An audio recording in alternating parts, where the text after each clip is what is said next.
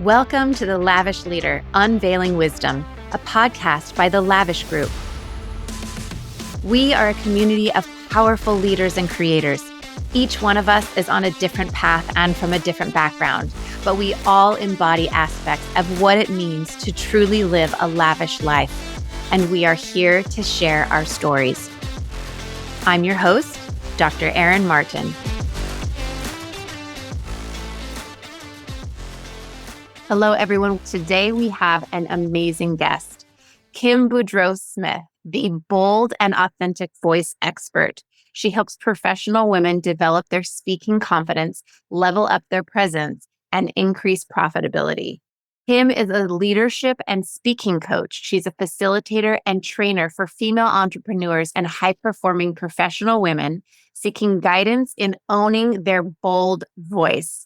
Whether she's working with individuals or groups, Kim is passionate about increasing self-esteem and minimizing the imposter syndrome so women get what they want and what they deserve out of their life and career. Her life's calling is to help women become bolder, healthier, both mentally and physically, and to take up space without apologizing. During her 25-year career as a leading high-volume sales team in corporate America, which she led, she kept herself small to avoid being the bee in the room or the know-it-all. And she only spoke up when she thought she knew what everyone else wanted to hear. She faked it until she just couldn't any longer. She knew she had to make a change in her life and in the lives of other women leaders. She became a coach to help other women stop living small and take a seat at the table with confidence.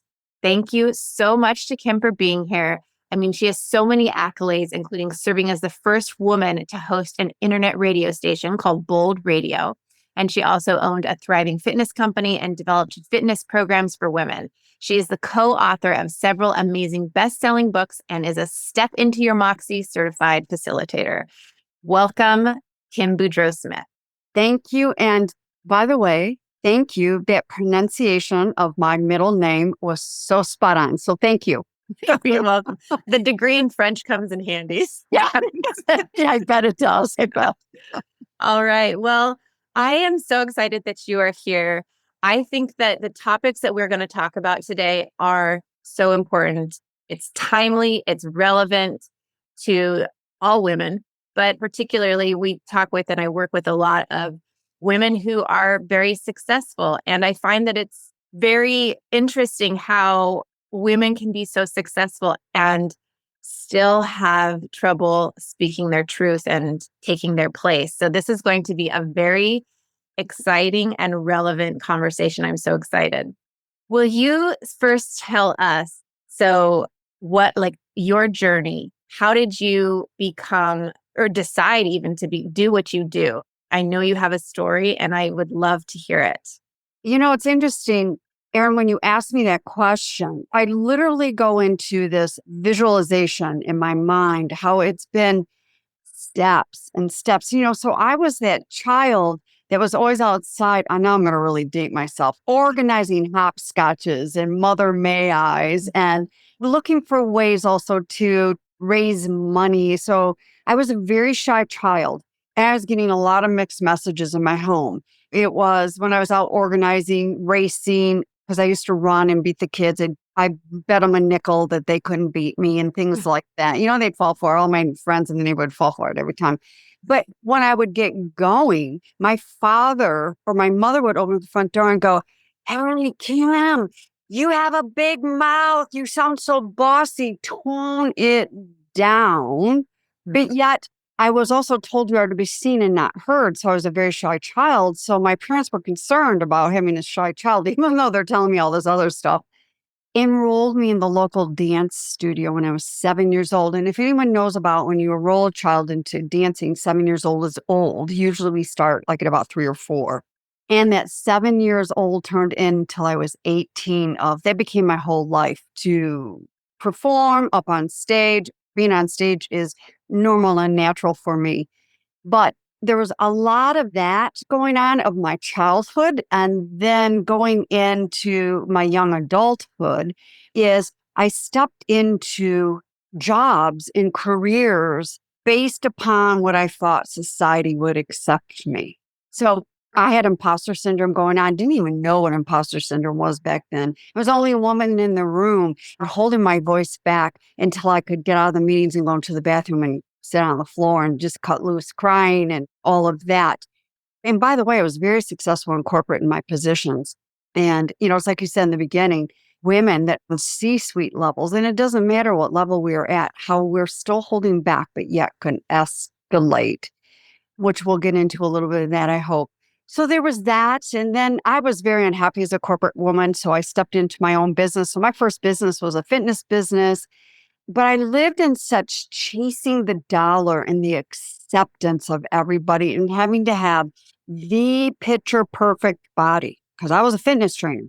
And I mean, I strived for that perfection to the point of holding maybe back on skipping lunch or working out like 4 hours a day. There was all that mentality going on. And then stepped away from that and launched my business online. I was still battling with the online of how we as women are supposed to show up, don't ruffle feathers. Let me see, sit a certain way, show up this way, do this, do that, and all of this stuff until I fell asleep behind my wheel of my car at just literally in my point, it's a mile and a half that way over here on a beautiful August Sunday afternoon. I fell asleep at a major intersection, a major relay. It was 4 lanes. The road was 4 lanes north, 4 lanes south. And it wasn't because I was tired, because I didn't think I was tired. But it was everything that it was going on in my head and what I was telling myself. And that's been my evolution of supporting women and owning their voices and me owning my voice as well. It's really interesting. This is a very long-winded answer, but every Christmas time I go through my office here and I'm like, okay, haven't read that in a while. Let's donate that. Haven't used that in a while. Let's get that.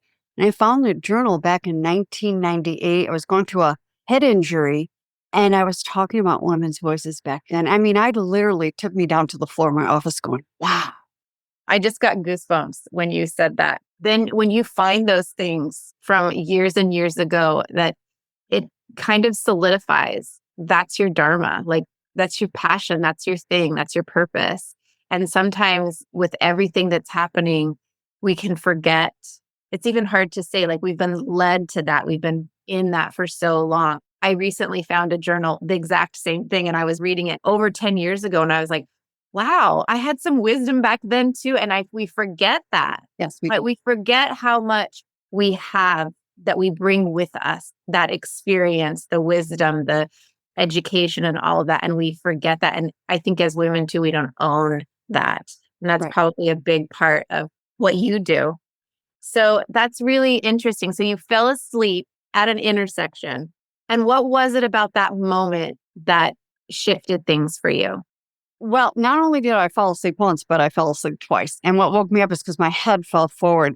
So my first and not response, it was a reaction, was I looked around and went, oh my God, who saw me? Like first wrong reaction, like, holy crap, who saw me? And then I went, wait a minute. Okay, I'm safe. And hold on, I did not hurt anybody. When that should have been the first reaction. Again, this is about a little over a mile from my home.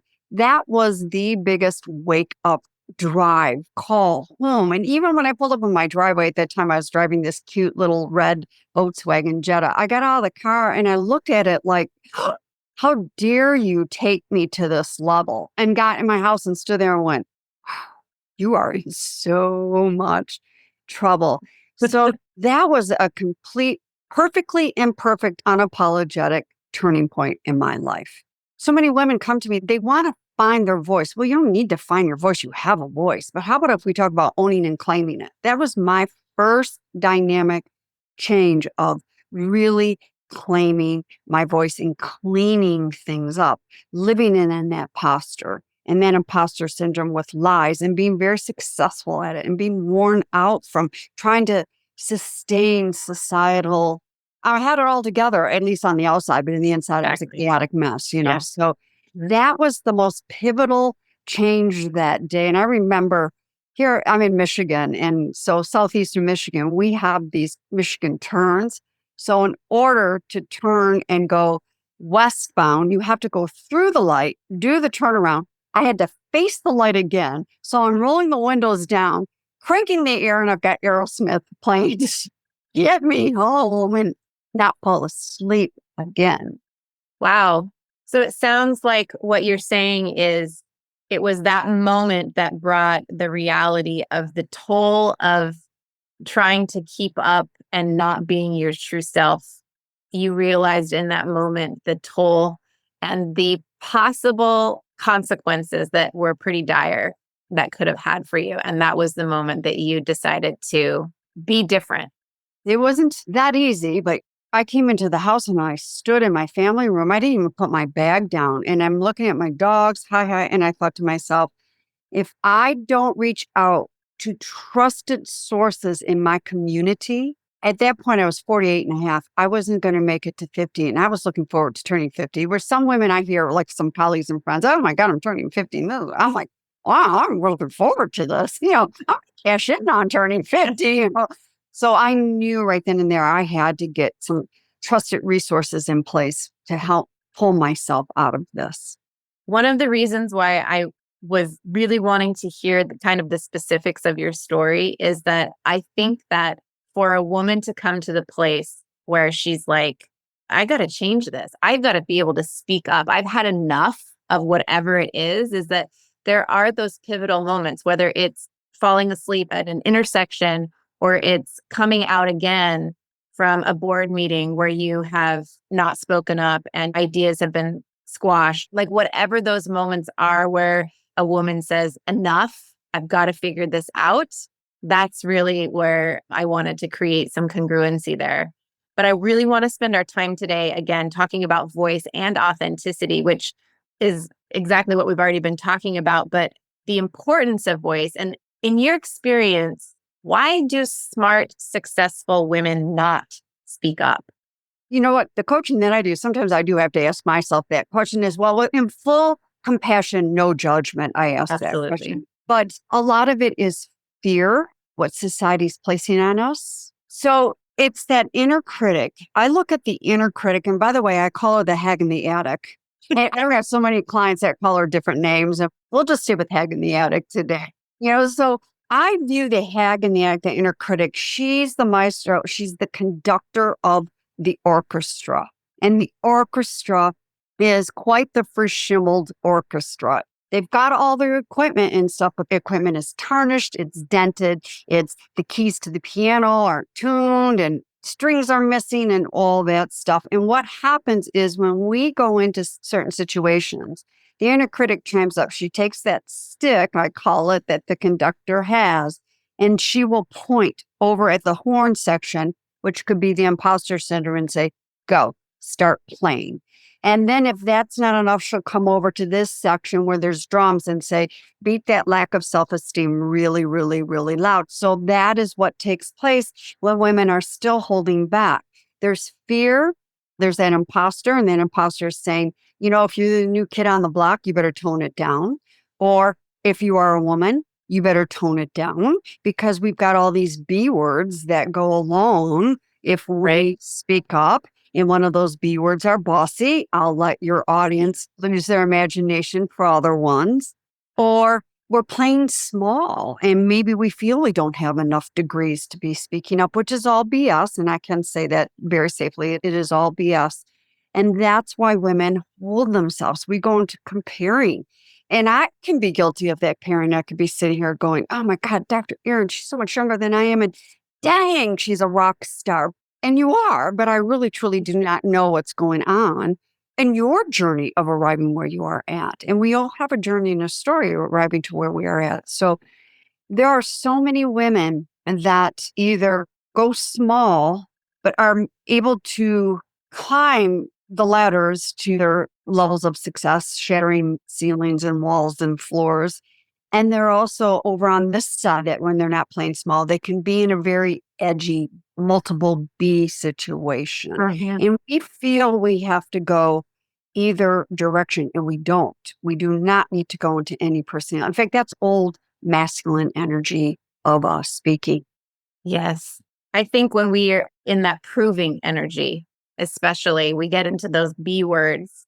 And I myself have been called B words many times for having an opinion, for speaking up, for being the squeaky wheel, for saying, no, I don't agree with that. And I know that for myself, and I don't actually know any successful, powerful woman that has not at some point compromised her voice. We've all done it, right? All Yes. not spoken up. We've all taken unwarranted criticism or you name it without saying, hey, that's not okay. Or just putting our ideas out there to have an opinion about something, we go along with things. So I think that when you say the masculine energy, that's proving that striving, that don't make waves, not just because it's uncomfortable for other people, but also because that slows progress down.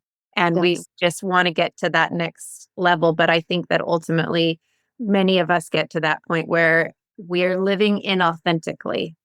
So, can you tell us a little bit about what you do now? So I'm currently just working one-on-one, and then I go into organizations and I do a lot of facilitation. So yes, I do have a format. Usually within the first 60 days, I'm leading the format and we're creating that container, that safe container for that partnership.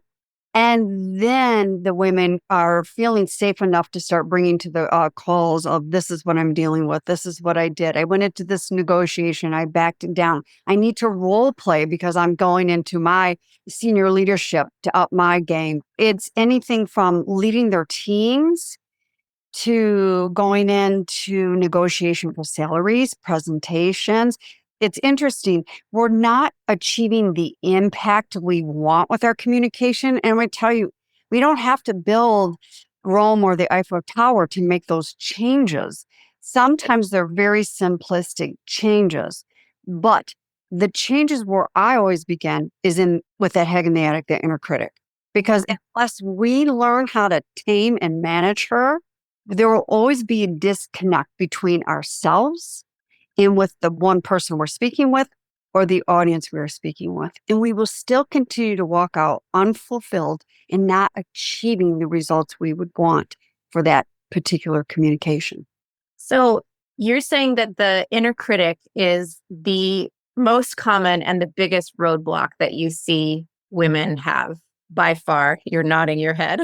For those who are just listening, she's like, absolutely. Yes. Yes. So, when you get to that point where it's very obvious about whatever that inner critic is saying to someone, and I know in my own experience, the inner critic is repeating these limiting stories to us, right? And usually they have to do with, I'm not good enough, I'm not worthy enough, I'm not accomplished enough, or I'm misunderstood, or I'm not lovable. Like those are the biggest ones that I come across at the root of everything.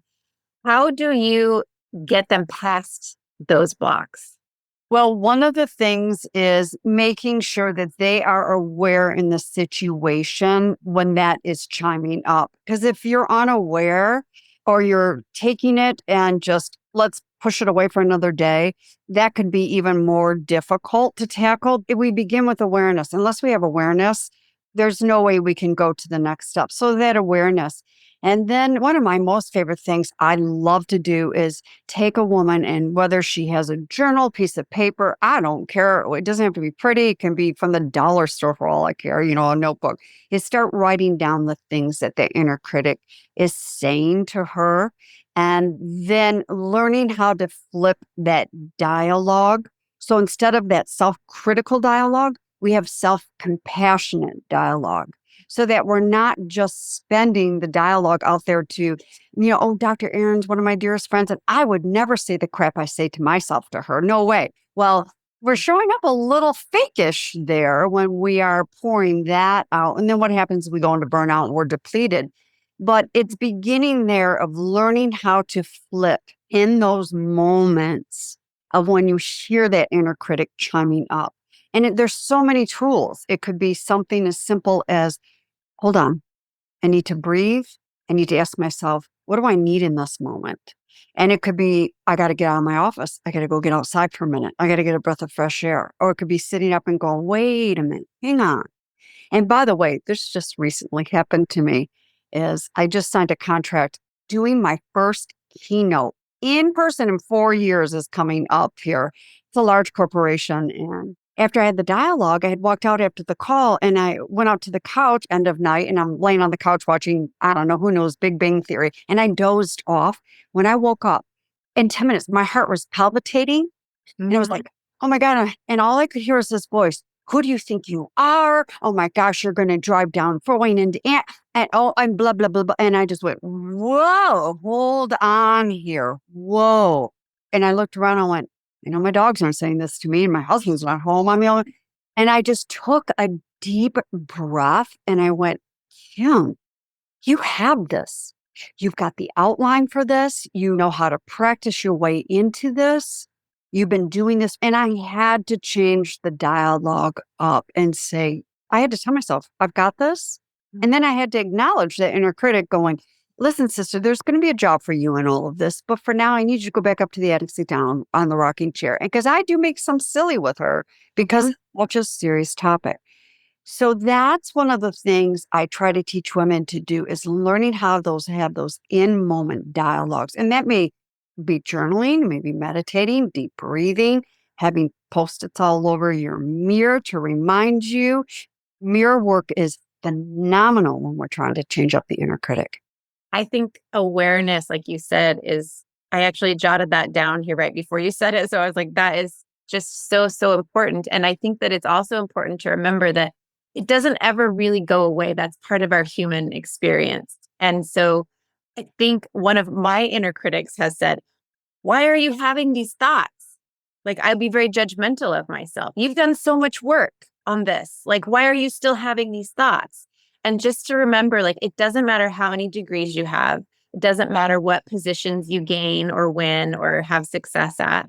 That's something that we always going to be part of us. We have this ego side of our psyche, and the awareness is the key that allows us to be in control. And it's the key to the freedom from it. And so the fact that, like, okay, who said that? And then you say, like, okay, what's the reframe that and have compassion? And I always like to say to people, what's the truth of the situation here? And I had a very recent experience too. Just last week, I gave a private workshop for 8 very successful, high level women, several of them 20 years my senior. And going into it, I was very excited. And when I got there, my inner critic was really loud.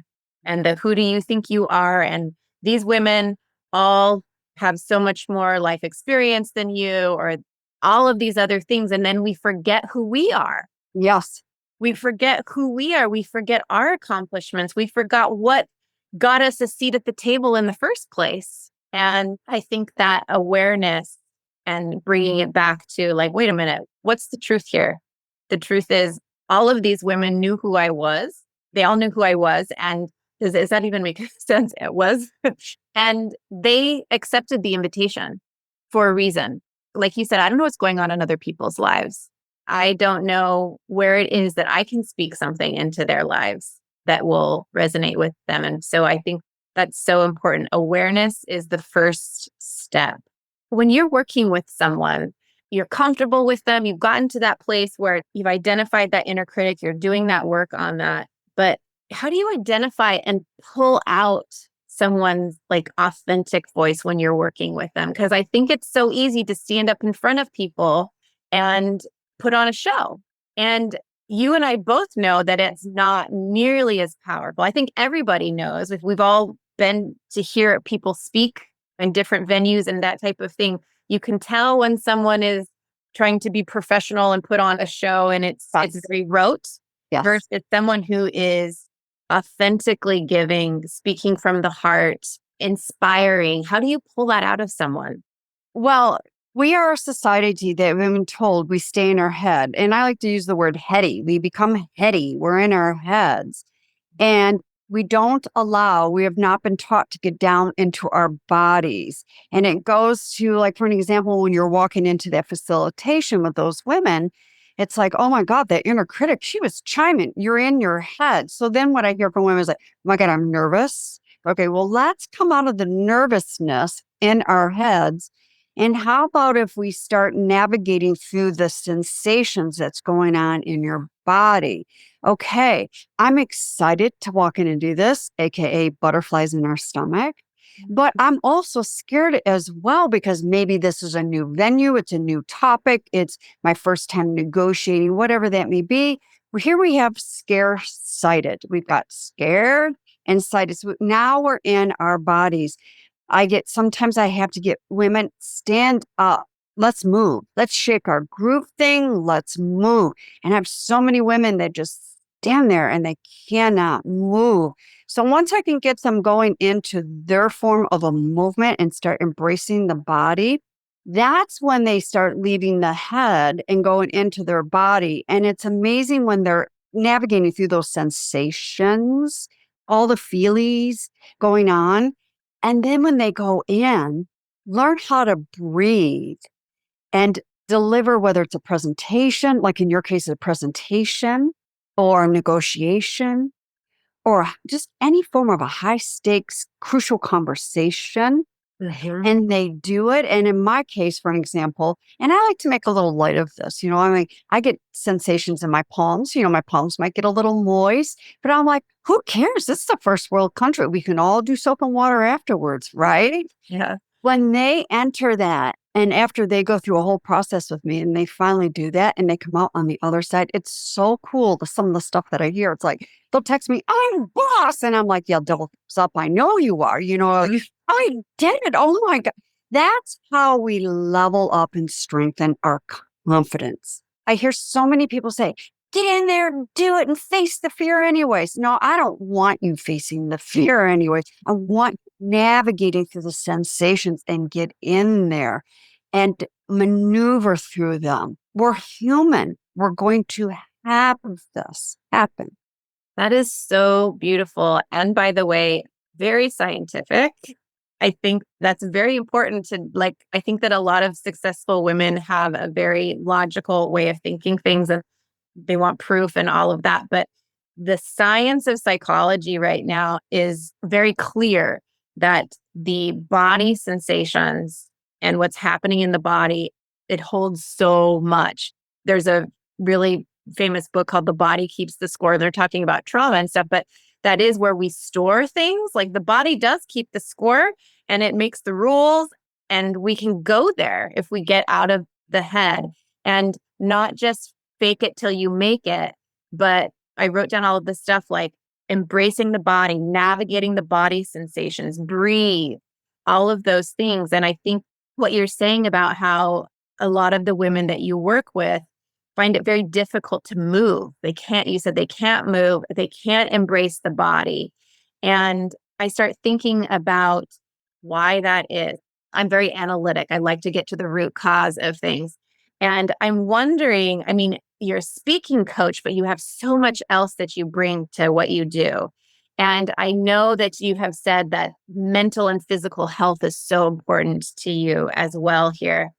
So where have you seen, I'm wondering if you have a story or something where you've worked with someone and you've identified something deeper than just like an inner critic, but like, what's the root of that inner critic? Was there trauma there? What's coming up from childhood? What are these limiting beliefs that people have? And then what happens on the other side of working with you? What's the healing that happens through learning to use the voice? Like, this is transformative stuff. It's not just getting the raise or making the speech or whatever. There can be, if someone is signed up for it, a huge life transformation that comes with not just the learning to use the voice, but the healing of all that has to happen in order to be authentically using your voice.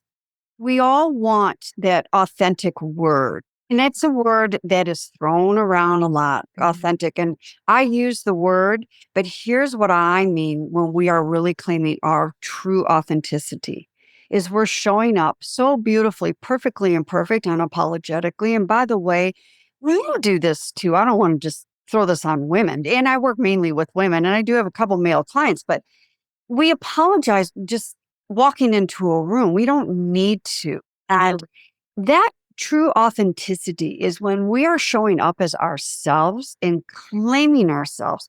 That's where true connection begins with not just with self-care. And I don't get me wrong, I love a good old-fashioned manicure, massage, and pedicure self-care, but this is soul care. This gets into the soul. And I want to be really clear. I have had to say to clients, let me remind you, I'm a coach, consultant, and I put on multiple hats sometimes, depending upon where the client is. But I've had to say to clients too, there's something coming up here that I believe a therapist needs to come into the play here. And I'll be more than happy to work side by side or whatever you choose to do. I'm not a therapist. If there's things triggering from when we were younger and you're not able to move forward through it and we're stuck here in this past, then maybe it's time to bring a therapist in. And I will say that to clients.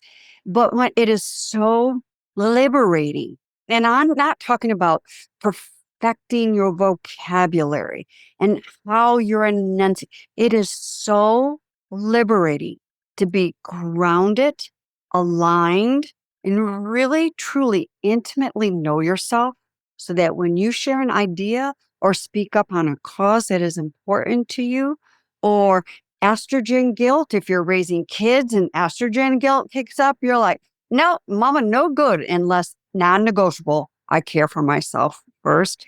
I've seen it happen with clients. I don't take ownership for that. That's miraculous shifting. That comes from a higher power to watch women really step into that and claim that.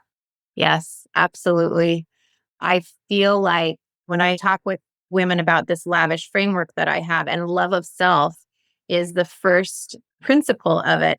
And like you said, I love myself tea with the girlfriends or coffee with the girlfriends or a shopping, like whatever. And that's not what I'm talking about. Being in love with yourself, choosing yourself first, being integrity with yourself is this kind of golden thread that gets woven through all of the aspects of life. And learning to be your authentic self and learning to use your voice is a beautiful example of loving yourself. Doing the work, getting the help, getting the resources, surrounding yourself with whether it's a coach or a therapist or whatever it needs to be able to do that, to open up. We talk about our throat chakra, and we've all felt that like closing down of that area in our throat where we have something to say and we don't say it, but doing whatever it takes to just free that energy. Like you said, it's so liberating. It's so loving. It is that self-expression. And I've had some people who care for me deeply take note when I'm shut down in that area and just say what you want to say and be like, oh, that's right. I can say what I want to say when those little things come up. I have a story I would love to share with you. When I was a little girl, I was probably 6 or 7, because you were talking about how you got these mixed signals from your family.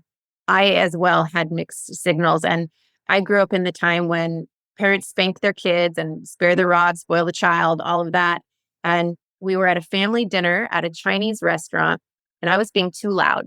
My dad had warned me several times, you're being too loud. And finally, he said to me, if you don't sit down and be quiet, I'm going to take you in the bathroom and spank you. And well, I was a child who, like, if you told me not to do something, then I was very likely to actually do it. So I didn't. And he took me in the bathroom and he spanked me. I mean, there was definitely some defiance there. But what I did is I walked out of that bathroom and I went to the table and I stood up on the table, started singing. But for me, people that know that story remind me of it when I start to close down, when I start to play smaller, as my husband says, dim my light.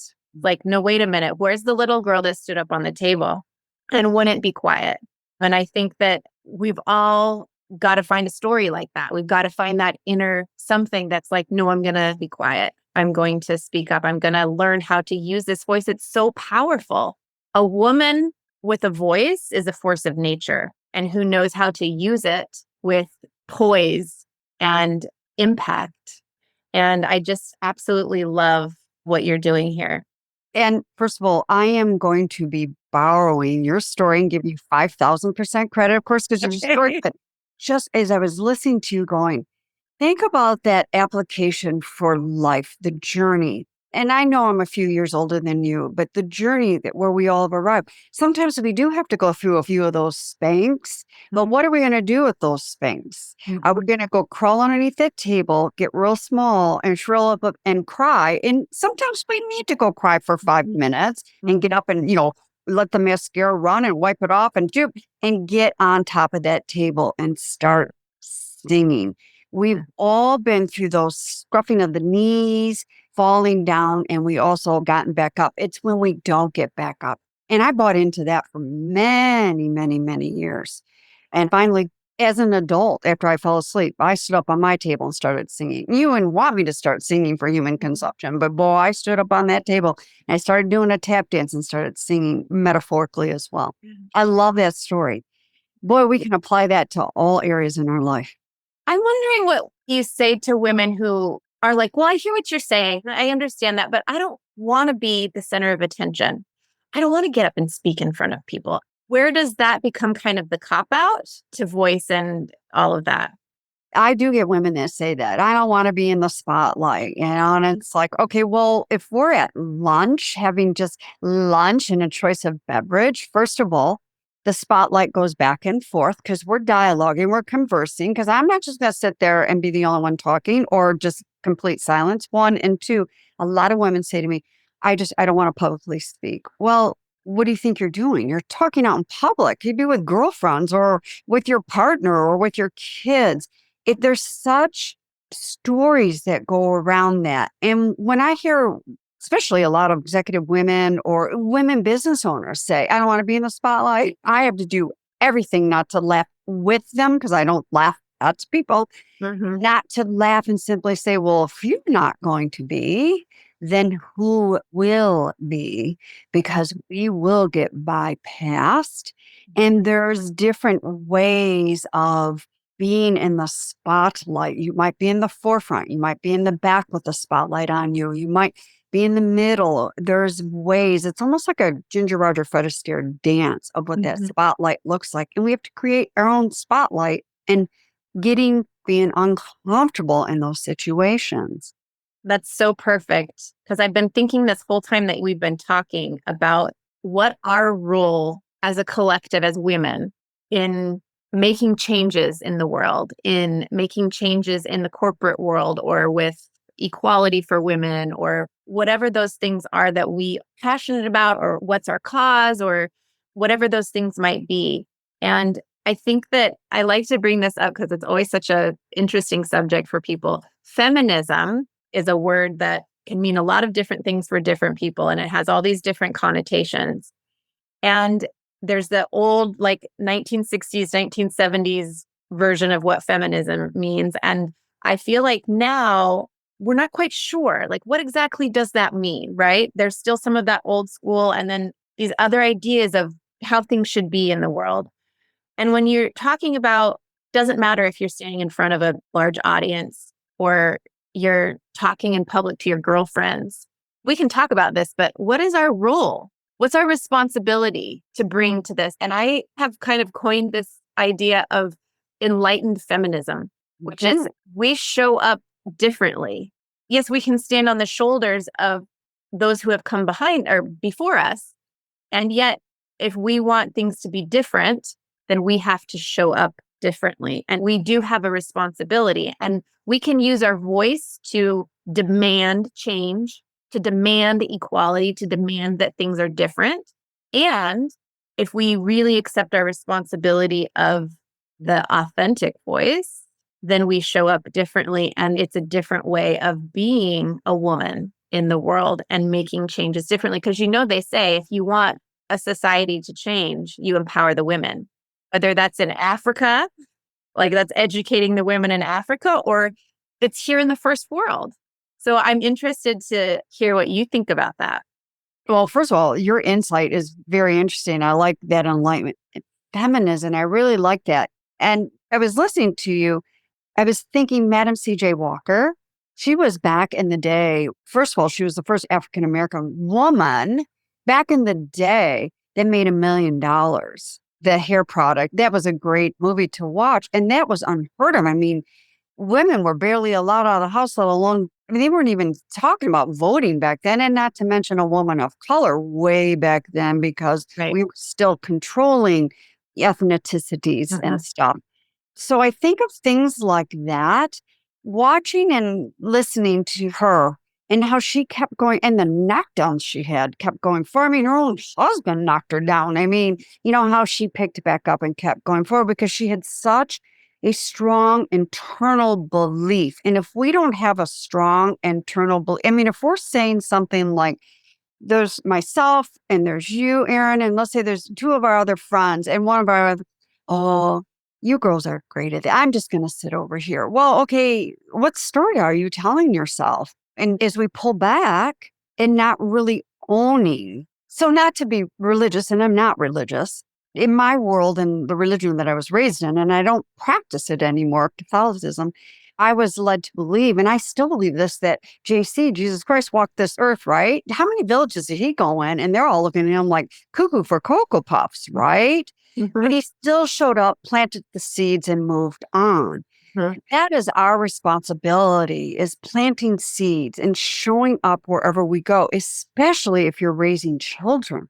And I don't care what gender of child, boy or girl, or non-identity of gender, I don't care. We have a responsibility, because those are our future leaders right there, of how we are showing up. And if we're faking it until we're making it, if we're standing in the mirror of going, oh, I'm fat, and all of this and that. And by the way, that self-love and compassion, there's phases and chapters in our life, because we as women, we give birth. Then we've got this hormonal party that it forgets to invite us to the party. So we've got all that going on. That way. And then when you get older, oh my God, there's perimenopause, there's menopause, and then there's postmenopause. Our bodies change, hormones change, and we have to get reacquainted with ourselves. But if we're standing in our homes going, well, I don't like the way I look in this, and I got this hanging over, and oh, I got a oof of cellulite, and oh, I'm bloated because blah, blah, blah, blah, blah. What do you think our friends are going to hear? I mean, even though you're saying it in your own four walls, it penetrates energetically through those windows and through those walls. And that is a lot. And there are days I find it easy to look in the mirror and go, yeah, I got this. Yeah, I'm looking pretty good. And then there are days it's like, you have a good night's sleep. I got a dog on my feet. It's 90 degrees and the air conditioning. There's icicles not hanging off my ceiling. I was up a couple of times. I'm not feeling it as strong the next day. That's my beautiful humanness. My best friend said to me one day, she's been my best friend since I was 12 years old. And I am a perfectionist, I will admit it. And she said to me once, Erin, not every day can be a 10. And I went, oh. I was like, I don't know, with all of my education, I never really thought of that. And it was the permission I needed to just be like, okay, so today's not a 10. And I can still show up for my kids, for myself, for my patients, for whoever that is. And we are absolutely amazing, divine beings, and we are human. I have to remember that myself, because I am someone who seem to very much remember my divinity, and I forget my humanity. And I think that that's a lot of, somehow I've twisted that perfectionism part from that and made the human part of me not so beautiful. And yet this is the most amazing classroom for our transformation. So everything that you said is just music to my soul, to my ears. You're talking about this is a soul work. We have to have these strong internal beliefs. And when we don't have those, or if we've been running, like just literally running up the ladder of success, up the ladder of life, so many high achieving women are from one achievement to the next. They've not even received the certificate, and they're from one achievement to they're already on to the next thing. And we don't celebrate, and we're not developing or giving oxygen to those strong internal beliefs. And I love what you said about that. And I think what all of this comes down to is identity. You're talking about identity. And when we can't use our voice and we're not being authentic, it's because we're not solid in our identity of who we are, as a person, as who we are as a spirit, or as I say, as a spiritual being. And that's not religious either. This spirituality is a very big part of who we are. And it may or may not have religious connotations for other people, but the identity, there's a big identity shift when we learn to use the voice, isn't there? What role do you see that voice ultimately plays in finding fulfillment and happiness in life for people? What are those big aha moments maybe that you've seen or been with people through? Well, first of all, my whole desire and wish in the whole wide world is for women to find something that's non-negotiable for themselves. Whether that's a workout, whether that's your soul care morning tea or coffee or mosa, I don't know. I don't. Yeah, I mean, yeah, about it. It's those non-negotiables. But when women really own and claim their voices, here's what I see.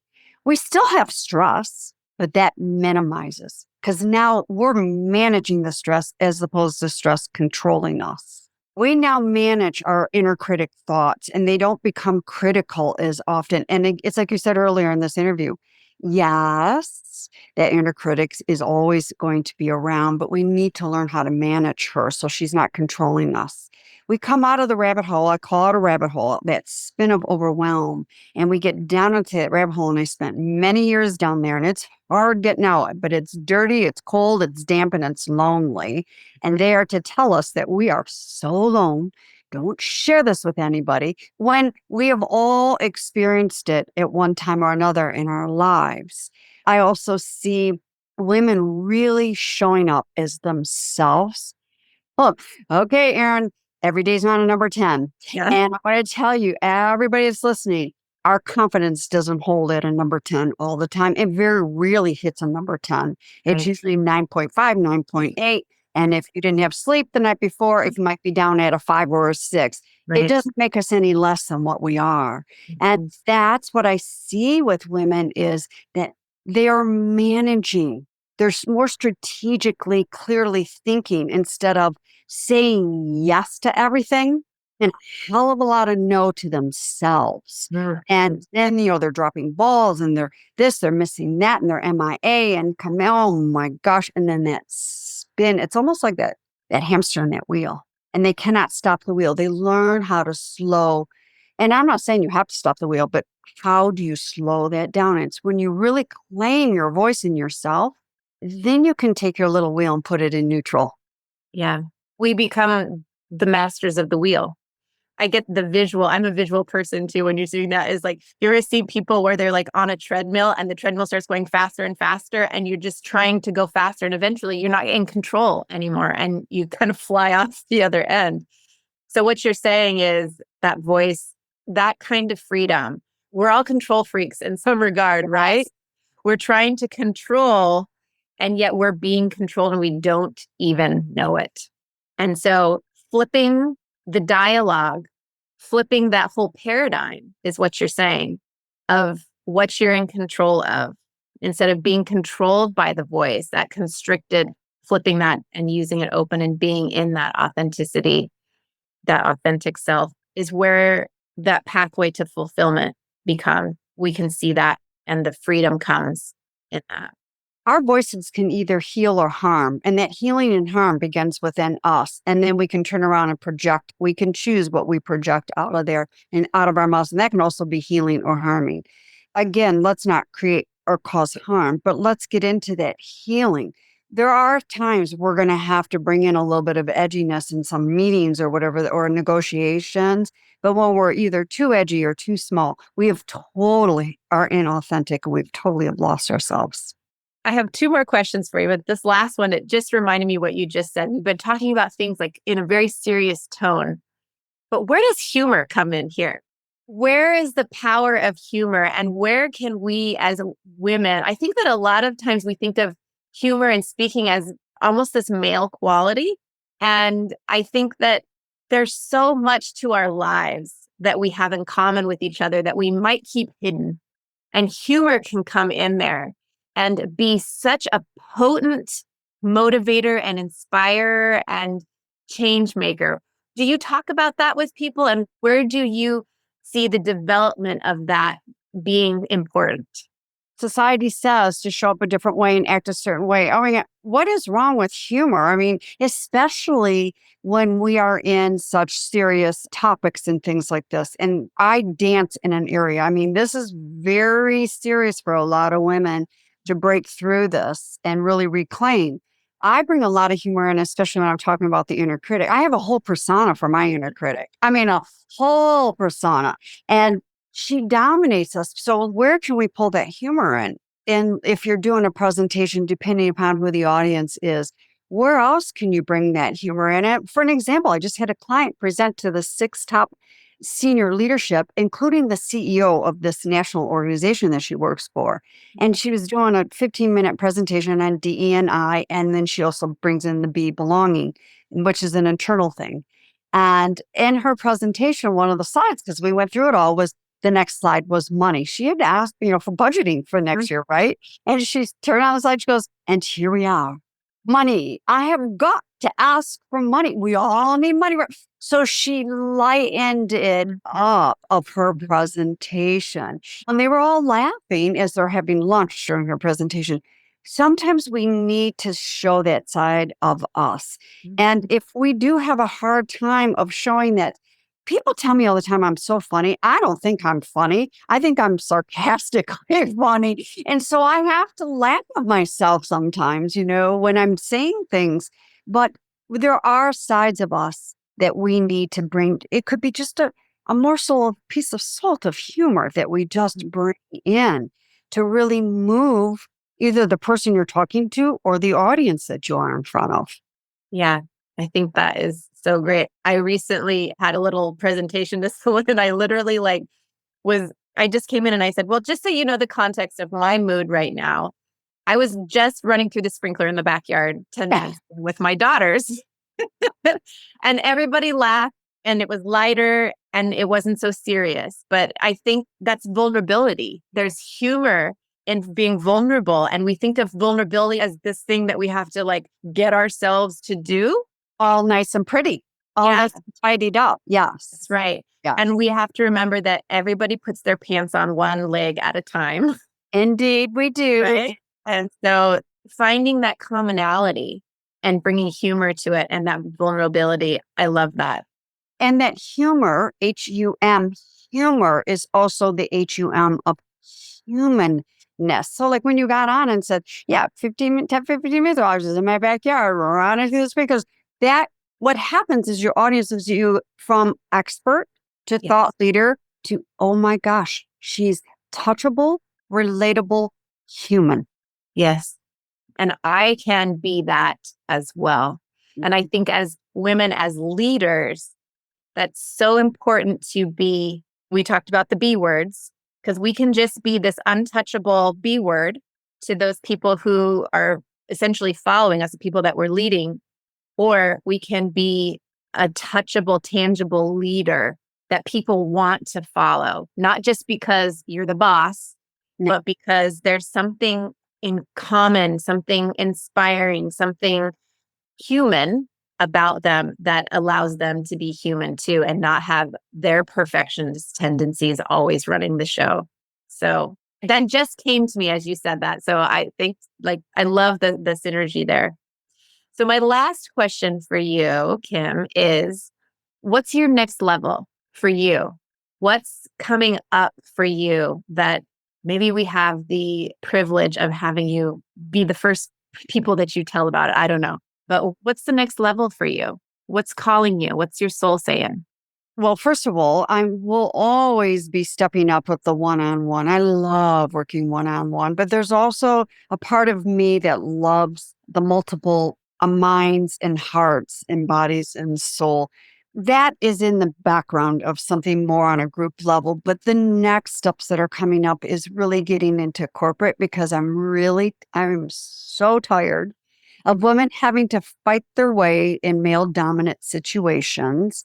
And also in corporate, not just for women, but working with women first and foremost to help them really, really, really claim their voices, their confidence, especially male dominant, but also to be in front of those men. Because this is not just all on us women. I mean, I don't need a man at a table getting up and offering me his seat. because I'll stand. I don't care. What I need is a man to say, hey, I'm not going to do this unless my counterpart is equal to what I am doing. We need more of that and not checking boxes because we are certain gender, shape, size, ethnicity, whatever. They are truly doing this because enough is enough of the lack of equity. I mean, you and I go to the same colleges, educations as a man, but it's still men are still honored and paid more and have more resources and opportunities than women as a collective. So that's my next big piece is working with some more men so that they're acknowledging the equity and wanting to embrace that. Yes, I love this. I have my best friend that I told you about just a few minutes ago. She's actually a firefighter, and she is one of the most senior firefighters in a very, very large fire department in country here.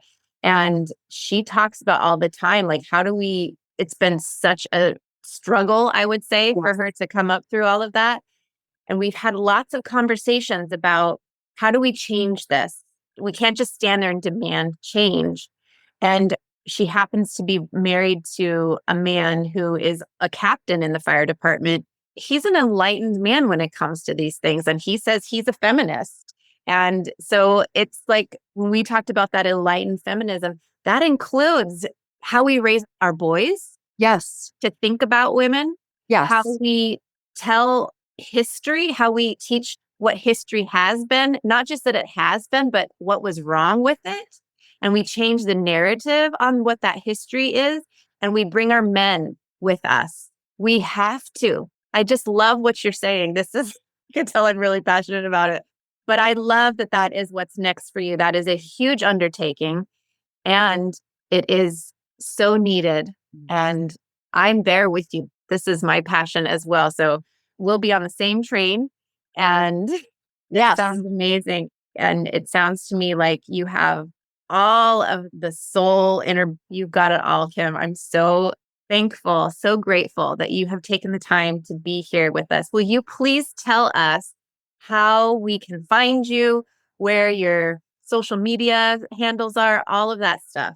Yes, absolutely. And again, thank you for having me here today. I'm just so enjoyed this, but please run on over to LinkedIn. If you're over on LinkedIn, it's Kim Boudreau Smith. It's Kim, Boudreau Smith.